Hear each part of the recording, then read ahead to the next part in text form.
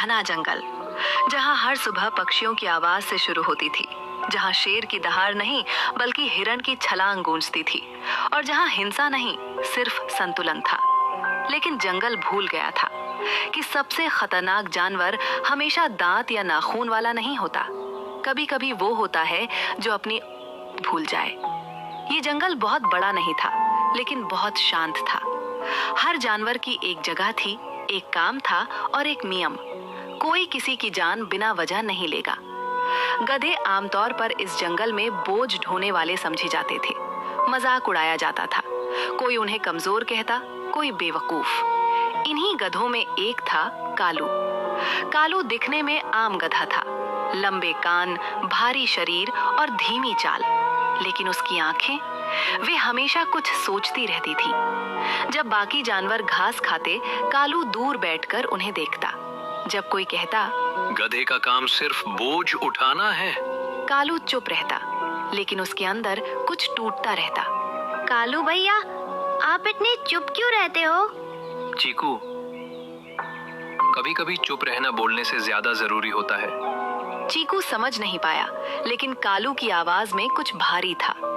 एक दिन जंगल के बीच बूढ़ा कछुआ ज्ञानू बोला, जो जानवर अपनी किस्मत से लड़ता है वो या तो राजा बनता है या राक्षस। सब हंस पड़े। अरे बाबा, यहाँ सब बराबर हैं। लेकिन कालू, उसने ये बात दिल में उतार ली। उस दिन बारिश हो रही थी, बिजली चमक रही थी, जंगल में सन्नाटा था। कालू को बहुत जोर की भूख लगी थी। घास उसे अजीब लग रही थी। मुंह में जाते ही थूकने का मन करता। क्या मैं जिंदगी भर यही खाता रहूंगा, कमजोरों का खाना? अचानक एक घायल हिरण का बच्चा फिसल कर गिर पड़ा। वो तड़प रहा था, उसके शरीर से खून बह रहा था। कालू ठिठक गया। उसके दिमाग में आवाज गूंजने लगी, खा कर देख, बस एक बार, कोई नहीं देख रहा। उसके मुंह में पानी भर आया। दिल जोर जोर से धड़कने लगा। और फिर कालू ने वो कर दिया जो इस जंगल में कभी किसी गधे ने नहीं किया था। उसने मांस चखा, पहले एक कौर, फिर दूसरा, फिर तीसरा। उसकी आंखें लाल हो गईं, शरीर में अजीब ताकत भर गई। तो यही है असली ताकत, यही है असली स्वाद। उस रात जंगल ने पहली बार गधे की आंखों में दरिंदगी देखी। सुबह होते ही कालू का व्यवहार बदल चुका था। अब वो झुका नहीं चलता था, सीना तान कर चलता। अब वो डरता नहीं था, डर फैलाता था। कुछ तो गड़बड़ है, गधा ऐसे नहीं चलता। उसकी आंखें कल जैसी नहीं रही। एक बार मांस खाने के बाद कालू की भूख नहीं रुकी। अगले दिन एक साही, फिर एक लोमड़ी, फिर एक घायल हिरण। अब वो शिकार ढूंढने लगा था। धीरे धीरे जंगल में अफवाह फैलने लगी। कोई जानवर रोज गायब हो रहा है, रात में चीखें आती हैं। लेकिन कोई गधे पर शक नहीं करता।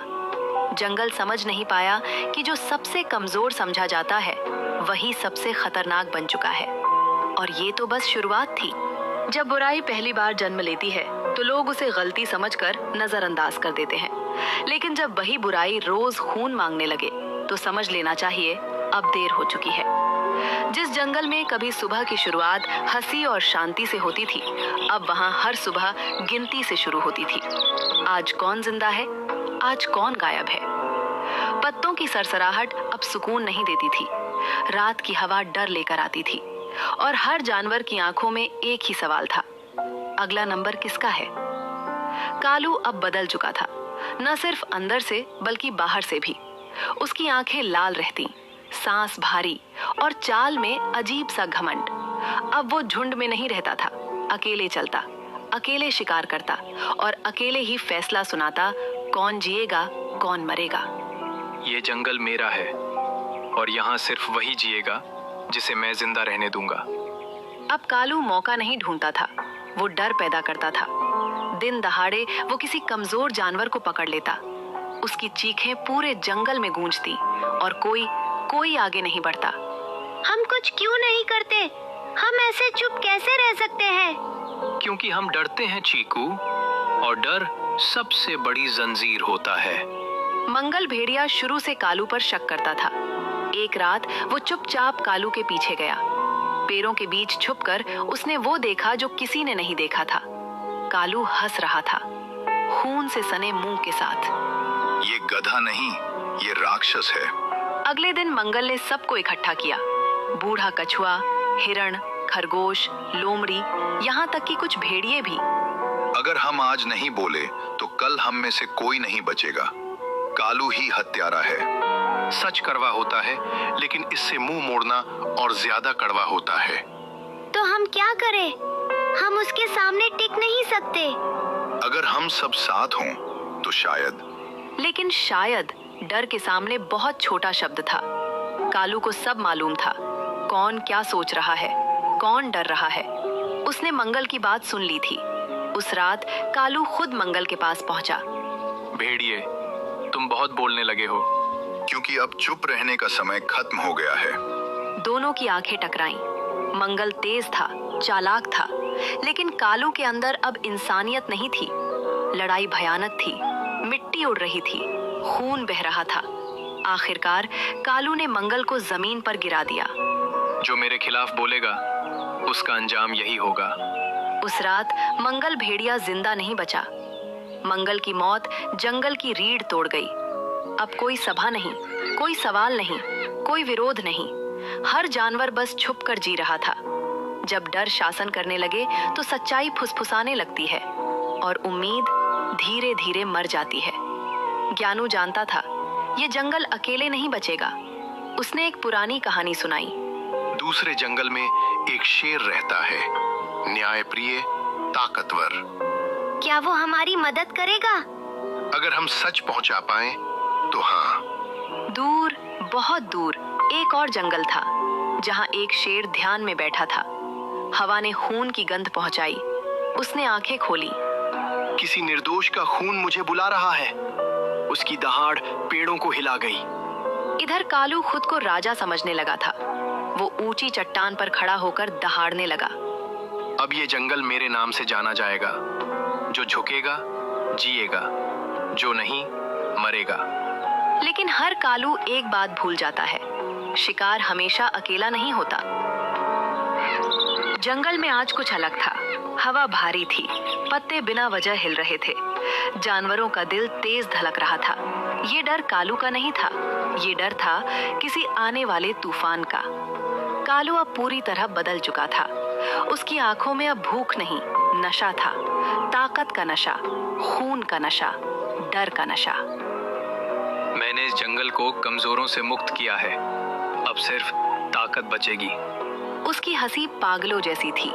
बूढ़ा कछुआ धीरे धीरे चट्टान पर चढ़ा। उसकी आवाज कांप रही थी, लेकिन शब्द मजबूत थे।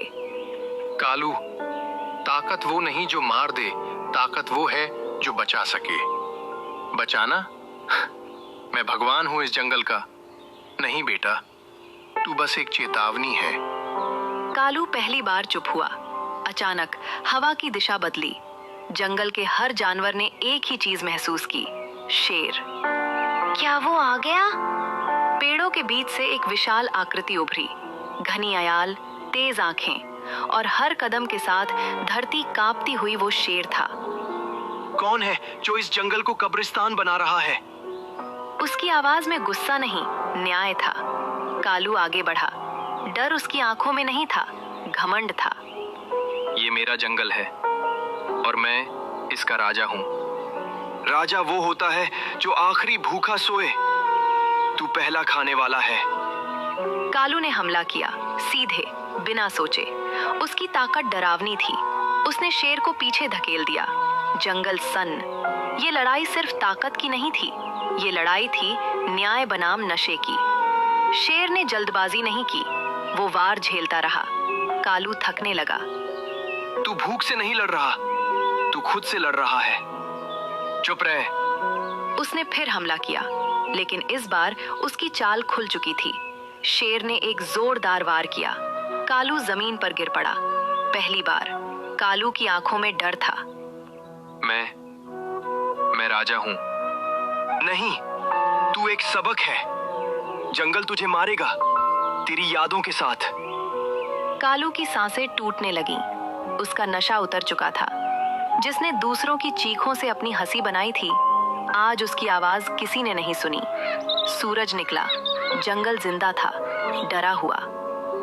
अगर तुम डर को फिर से राजा बनने दोगे तो नहीं। शेर ने राज स्वीकार किया। ये जंगल सबका है और राजा सेवक होता है। बूढ़ा कछुआ धीरे से बोला। आज जंगल ने सिर्फ जालिम को नहीं, अपने डर को भी मारा है। कहानी का संदेश, सबसे खतरनाक जानवर वो नहीं जो ताकतवर हो, सबसे खतरनाक वो है